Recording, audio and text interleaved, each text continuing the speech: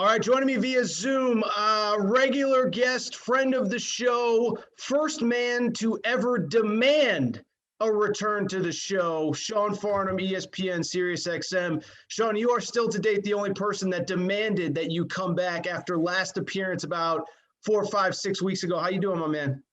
I'm doing well. I just thought that, given the fact that we talked at that point in time where we were as far as COVID tests and COVID cases across the country, very different than where we are at now. Yes. And so much uncertainty then, and yet still here we are 6 weeks later. I think we still have a lot of uncertainty, in particular with conference tournaments, how they're going to come about, how they're going to be run. So I figured, why not demand more time with you? I mean, again, I might be the only person in the world that actually demands that.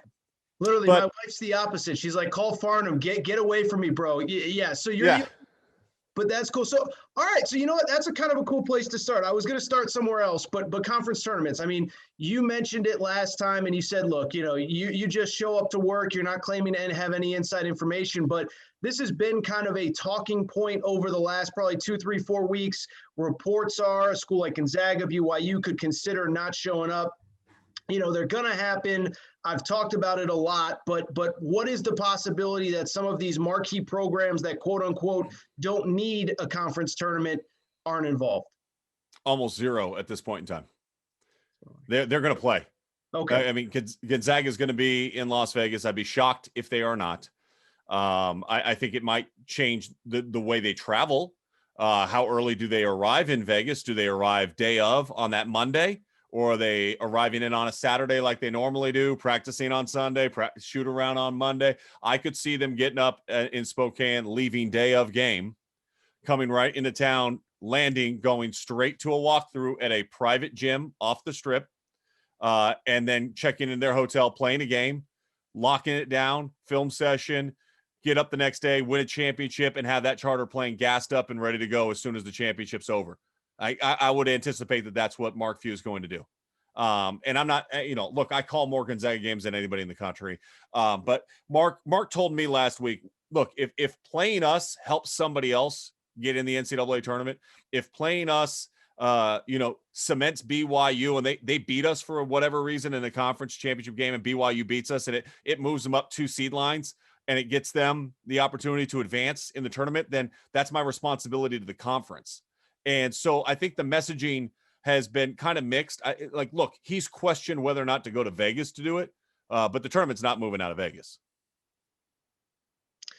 Very good. So let me ask you I swore every college basketball conversation starts with Baylor and Gonzaga this year. And frankly, as it should, but it's like there's 340 whatever other teams in the country. And I wasn't going to start on Gonzaga, Baylor, but I will ask, you just said, you've called more Gonzaga games than anybody.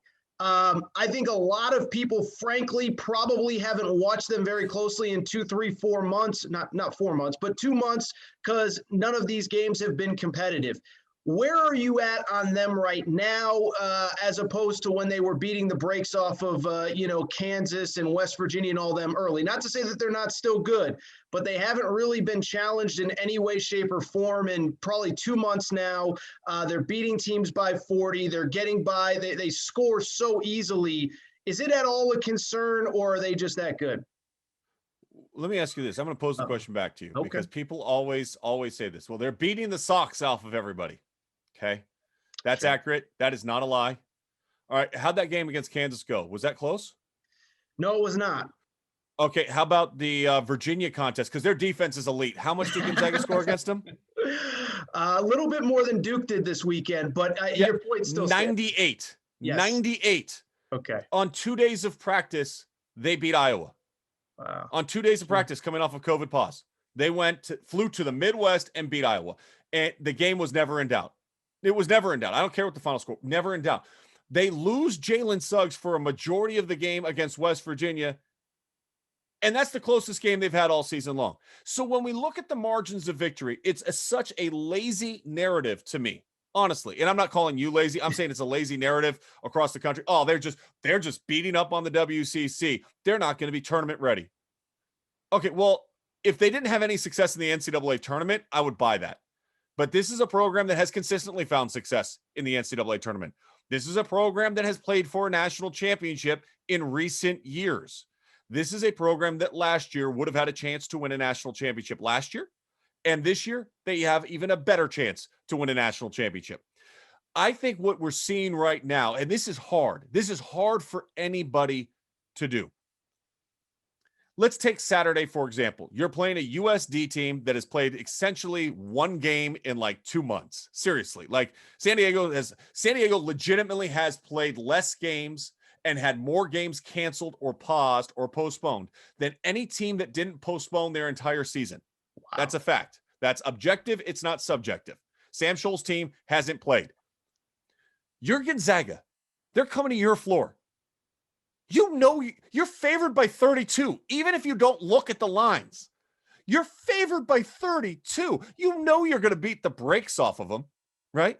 Mm-hmm. Do you come out and be like, I'm going to get mine? Do you see selfish tendencies? No. Do you see lapses where they're resting on defense and giving up buckets that they shouldn't? No. Instead, they were up 30 at halftime. 30 at halftime. They scored 106 points, and their starters didn't play for the final 12 minutes of the game. So they could have had 120 if they really wanted to. Multiple guys could have had 30. Timmy could have had 30 the last 3 times they played. They play against USF. USF is the only other team in the non-conference that beat Virginia, and for a long period of time, it was only 2 WCC teams that beat Virginia.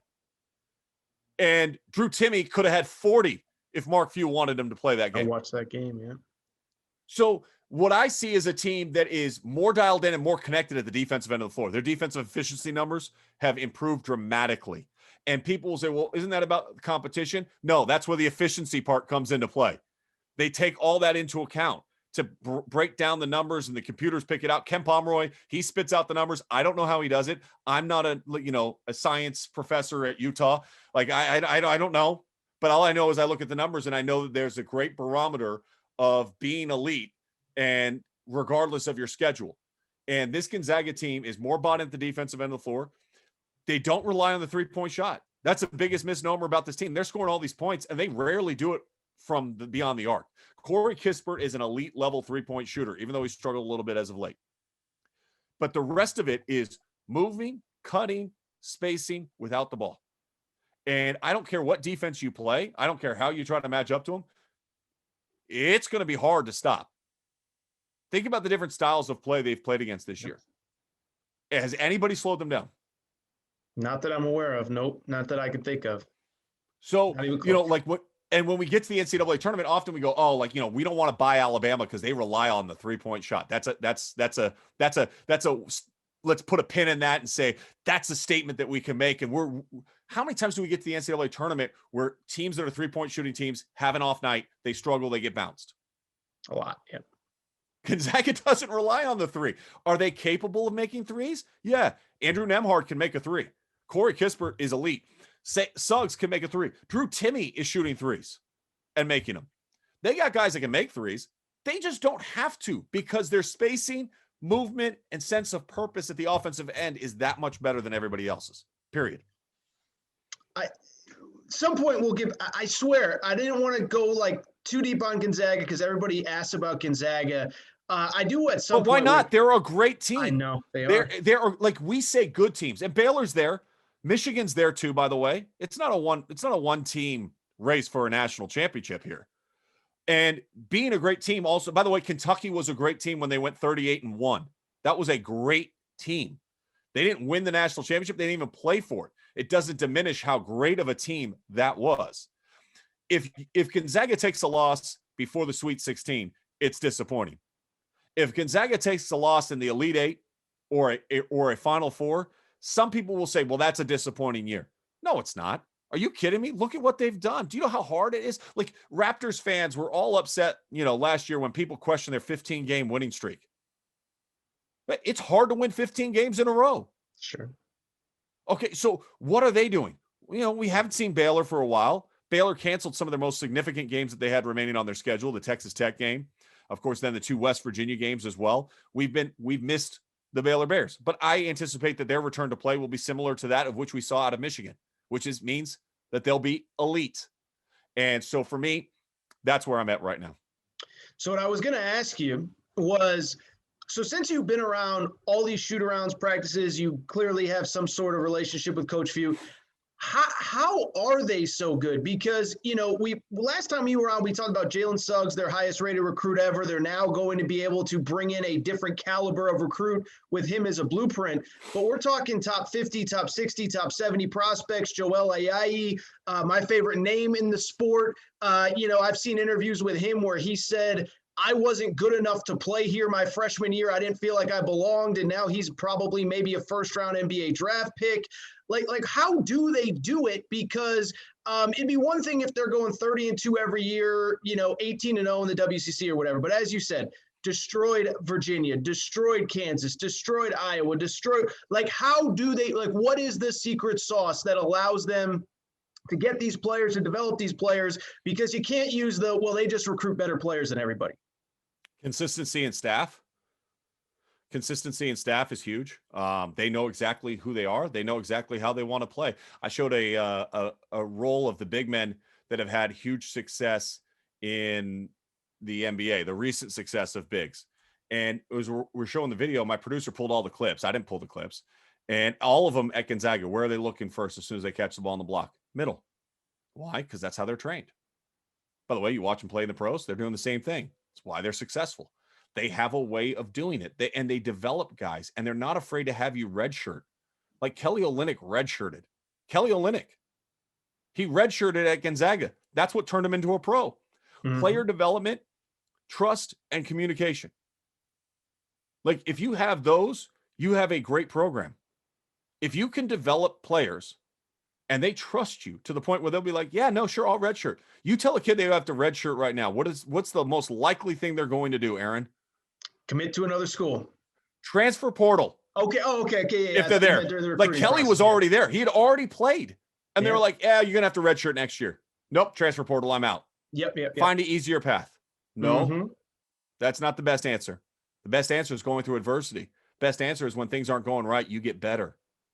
You tell a kid when you come in, hey, you're not going to play a lot your freshman year, Rui, because we got pros in front of you. But don't worry, you're going to be okay.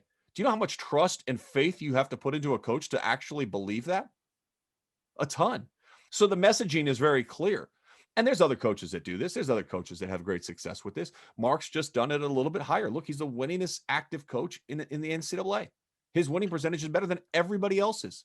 And the people that drive around and people that might listen to this podcast on the East Coast go, oh, well, Farnham's just a West Coast guy.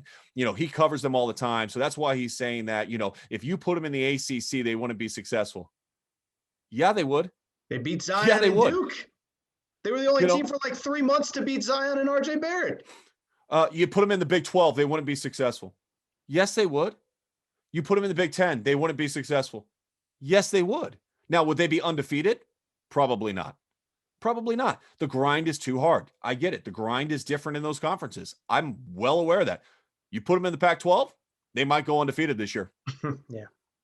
And they might not play a game that's close. They're that much better than everybody else. So I'm going to go super deep existential here. I don't even know if I said that word right, but you talk about redshirting. Scott Drew, I had him on last year, too busy this year being, undefeated, can't make a little time for Torres, whatever, no big deal.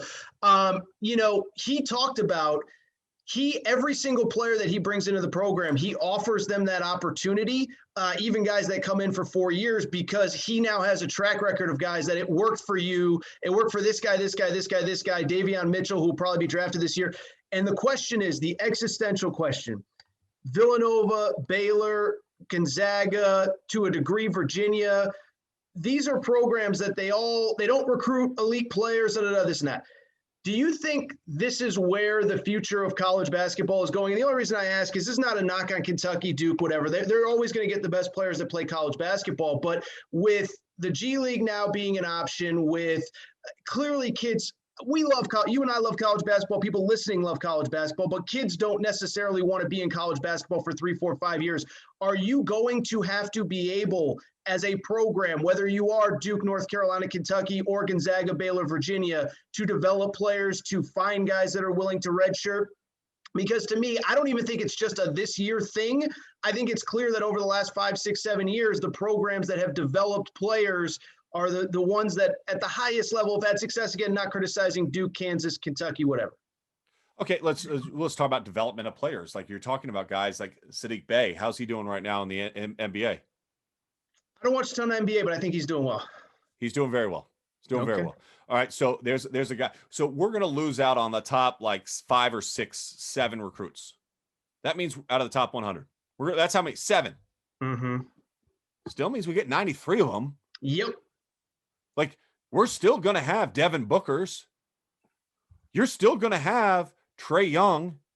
Like you're still going to have dudes that come in and are really, really good. And by the way, you talk to Cade Cunningham, he'll tell you, look, me going to college was the best decision I made instead of going to the G League. I'm not riding around on a bus. I didn't just sit in a quarantine hotel in Walnut Creek, California, and just do skill development practices every single day. I've been playing against great competition on ESPN. You guys talking about me all the time. My brand value is going through the roof. Like, it depends on how players look at it. If you want to go do that, that's great. More power to you. But I think the college game has always been about development of talent. I think the best programs have always been the ones that foster that environment, whether it was Duke before the one and done era or even now. Learning how to do this. John Calipari should be commended that this is the first time this thing has had a hiccup. Why? Because it's hard. He and his staff have to reinvent a culture every single year and pray that the recruiting that they did, that all the pieces come together and start looking like they're supposed to look. And when you close your eyes, if you didn't watch any college basketball until last weekend, and you watch Kentucky play against Tennessee, and you see Tennessee ranked, and you hear us talking all year long, Tennessee's defense is elite. Tennessee's defense is so good. Tennessee, okay, maybe they have some problems offensively, but defensively, they're so good. And, you know, Jane Springer has been really playing well, and Johnson, they've just done so well lately. I think this team is really starting to, oh my gosh, Kentucky just smacked them. Mm-hmm. Oh, Duke is horrible. Duke's not making the NCAA tournament. Oh, Duke just beat Virginia. Well, you know, Carolina, they're not the same. They're really, they beat Louisville by 40. Oh, well, Kansas, you know, Kansas fell out of the poll for the first time since 2009. And boy, this isn't the same Bill Self team. Oh, they've won 6 out of 7. And they beat Texas Tech. Huh. Oh, I know where we can go. Tom Izzo and Michigan State. Boy, Tom Izzo and Michigan State, they're so bad. You know, they're just, it's not working for them this year. They, you know, Indiana's going to go in there and just get another victory and help improve their tournament Oh, Trace Jackson Davis had 34 and they lost? Oh, Michigan State you mean they're starting to look like Tom Izzo coach team? The journey throughout the course of the season is different. The arcs and the trajectory of the journeys this year is even more abnormal. Lack of practice times, pauses. Every team's journey has been different. Not one is the same. Like UCLA really hasn't had any disruption since the start of the season, knock on wood, for my Bruins. No disruption since the start of the season. That's amazing. In LA, but they somehow have been able to do it. Okay, cool. Great for them. Michigan State, all these other teams. First of all, when we talk about COVID-19, Aaron, the important thing to understand is we're so focused on the kids' tests, right? Yes, we talk about the kids. I know. Oh, the kids. What about their family? What about their friends? What about their aunt, their uncle, their grandparent? How many people have been impacted that way? Because when one of those people get COVID-19, Aaron, guess who it affects? The kid. Player. Yep. How they handle it, how they process it. Okay, now let's go to just the on-court issue of it. The starting and stopping of playing. The shifting and changing of new roles. So Rocket Watts, guess what? You're replacing Cassius Winston, one of the greatest leaders we've ever had in Michigan State basketball. You're going to be the guy. Okay, but to start, you're not going to have the whole summer. You can't work out the whole summer. So stop. You're not going to. But when we get back, but then we got to pause. Now we're going to miss games. And the number of guys that you're playing with might not be the guys that you're actually playing with on the court, because some of the guys that maybe have been infected, had COVID pauses within Michigan State are guys that are rotational guys. And so therefore now you're building chemistry with guys that are never going to actually play in a Big Ten game for Tom Izzo or the Spartans. How hard is that? Where do you want the ball? How do you want the ball? How do you cut? What read do you make when you're making this play? Go back to Rick Majerus. Know who you are as an offensive player. Know who your teammates are as offensive players. Those are step 1 and step 2 to Rick Majerus as far as having a great offense. If you're the point guard, that's imperative for you to know. And if you don't know because you don't have practice time, because you're limited in what you can actually do with your team when you do practice, you're not building it. So it takes longer. Mm-hmm. Like, look at Kentucky's upcoming schedule here. Am I crazy to believe that Kentucky could actually run the table here at the end of the season? Well, I got lectured in on the Twitter SEC, not to the tournament, not to the SEC tournament, but I'm saying through the remainder of their SEC schedule, I think there's a legitimate chance. Well, I think there's a legitimate chance they could win the SEC tournament when you consider the fact that they've already beaten the teams that are in 3rd, 4th, 5th place, needed a foul call at the buzzer against Arkansas to lose to them, and they were up 4 at Alabama. But the point is these teams are coming full circle. And I think the broader point you were trying to make is it's really freaking hard, and we take for granted how hard it is on a year in, year out basis for just about anybody, but especially these teams that have a lot of new players in the program. All right. And I would also say this. One of the things that I think Gonzaga has done a tremendous job on is taking the right transfers too. The transfer portal is going to continue to be a big thing, but taking the right transfers, the guys that fill their holes, that are able to come in, and some of them have been redshirt, like Jonathan Williams, Nigel Williams-Goss. Like, you go back to those practices when those dudes were redshirting, they were beating the starters, and the starters were a 1 seed in the NCAA tournament. So what does that do as far as competition go? You talk to Jalen Suggs. Jalen, what's been the most important part of your development this year? Going against Andrew Nembhard every single day at practice. Going against Aaron Cook every day at practice. Aaron Cook is a really good basketball player. We saw a little bit of that with the 2 dunks that he had over the weekend against San Diego. But he can really play, and he can defend. And so when you have the right mixture of parts and you do your due diligence as a coach, it makes the transition a little bit smoother, even in a COVID year. But sometimes you go to the portal because you're filling gaps and you have needs, and the guy maybe doesn't fit your culture quite perfectly, and you have to shape and mold them to fit that way. And if they don't, well, then it can be disruptive. You know, I think the Josh Christopher thing at Arizona State this year has been extremely disruptive to Bobby Hurley and the Sun Devils. They came in a year as a preseason top 15 type team, and they're nowhere to be found, and they're at the bottom of the Pac-12 conference almost. But part of that is because their season, Marcus Bagley's missed games, Josh Christopher's missed games, Remy Martin's missed games. There's no synergy. There's no trust. And when you watch them offensively, the ball sticks. Well, why does it stick? Bobby Hurley's team. Bobby was the greatest assist guy in the history of college basketball. And his team's struggling to make assists. Why? Because they don't trust each other. And how do you build trust? It takes time. Get in a serious relationship. Get married. Guess what? It takes time. Trust factor is hard.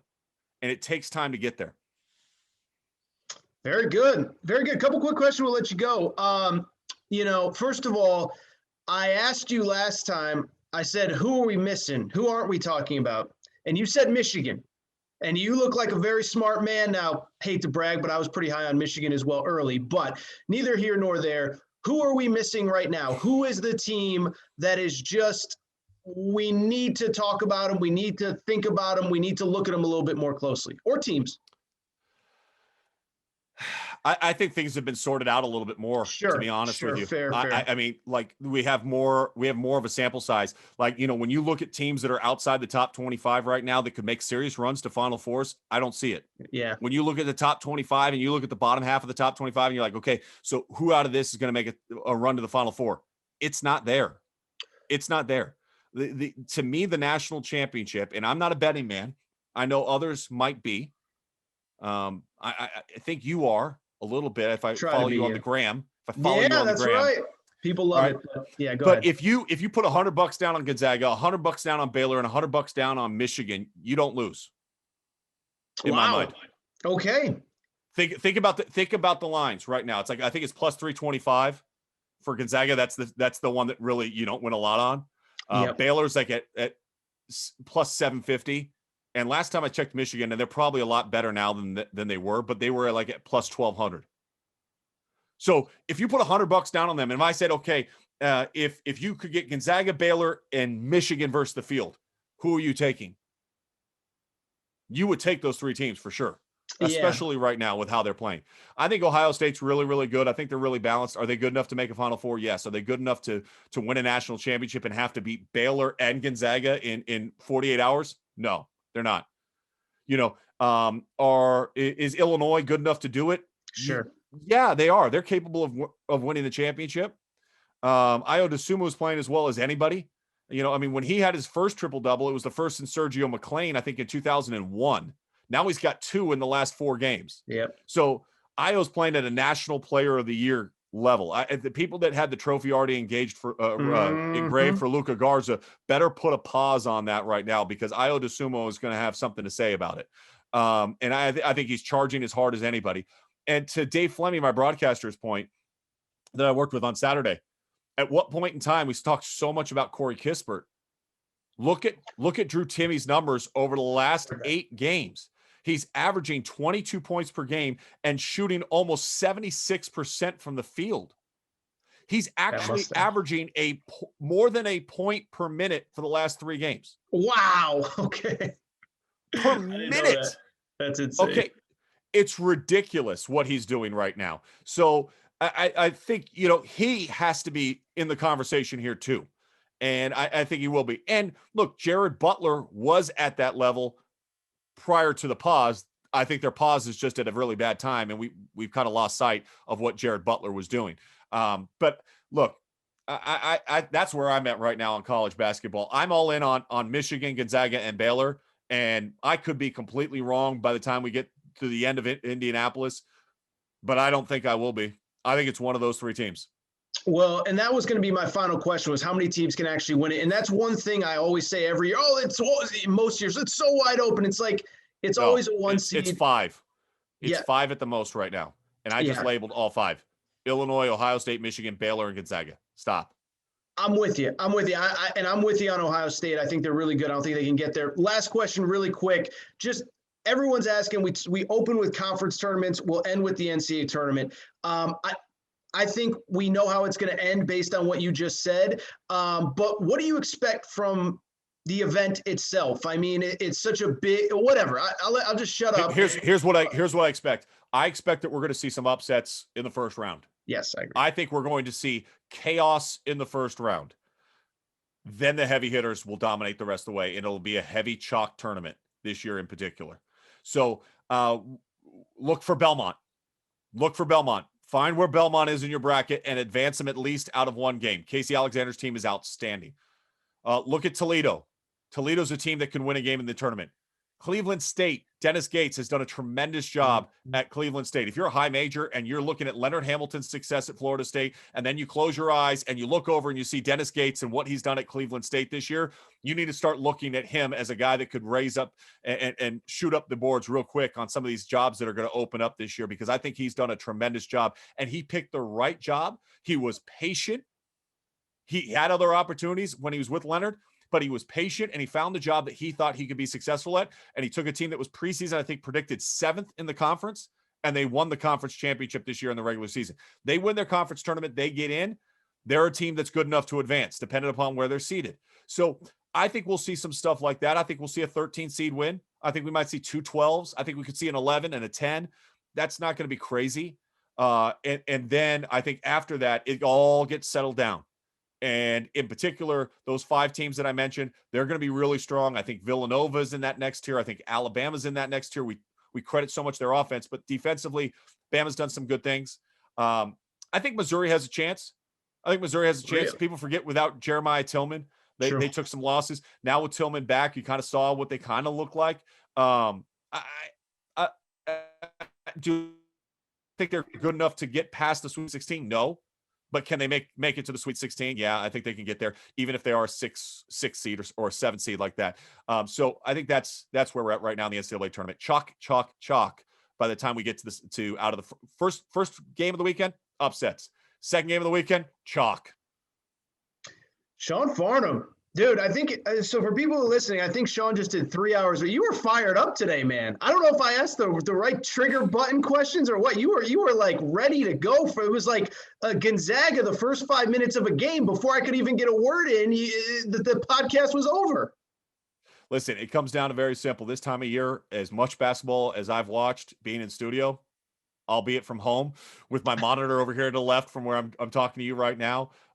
There's been so much basketball that I've absorbed in this year. I think I'm probably more dialed in than I've ever been. Wow.